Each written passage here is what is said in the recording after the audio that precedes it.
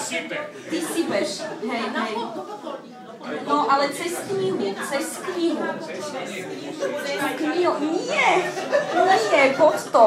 A tú knihu zvisle držte a syp rýchlo, syp. Dôležité, ja som profesionálny herec, dávajte mi sem profesionálny amatér.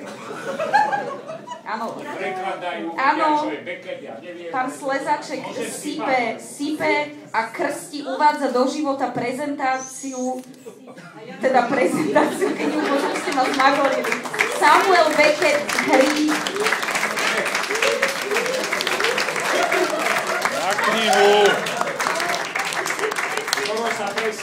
No a teraz ešte vás držím na chvíľku a musíte niečo zaželať v publikácii, takže kto najprv? No tak samozrejme. Dáma, takže pani profesorka. No ja budem želať, ale jednu vetu si neodpustím, že moja prvá prekladateľská skúsenosť bola so Samuelom Beckettom a to je pred pol storočia. Takže tuto nejaké 43 rokov vyťahovali, ale čo to je? A som preto nesmierne šťastná, že som sa dožila tejto publikácie po 50 rokoch. A je to úžasné, že v Divadelnom ústave vyšla takáto publikácia, ktorú ja považujem za jednu vlastne z najlepších a z najvýznamnejších.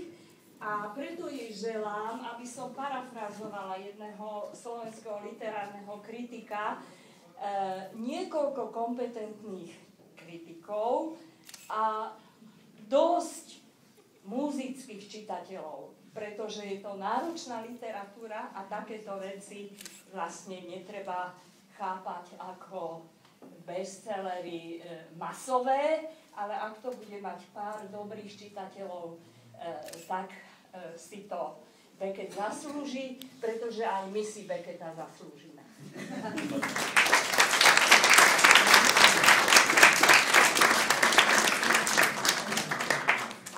Dostal som takú úlohu, že krátko a vtipne.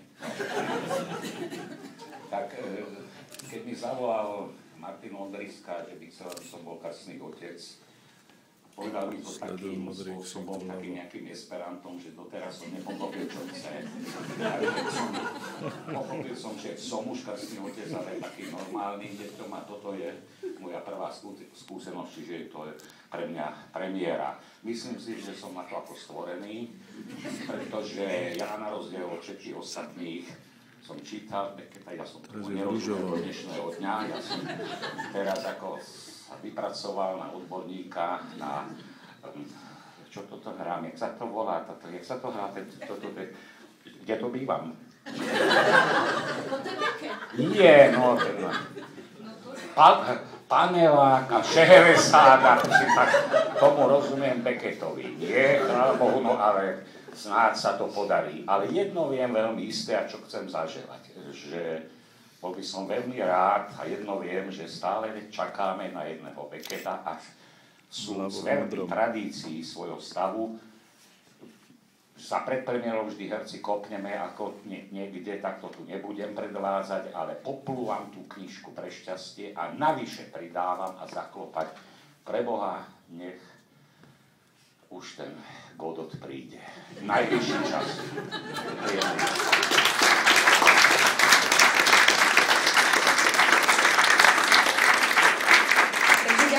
Veľmi pekne vám všetkým, ktorí ste prišli.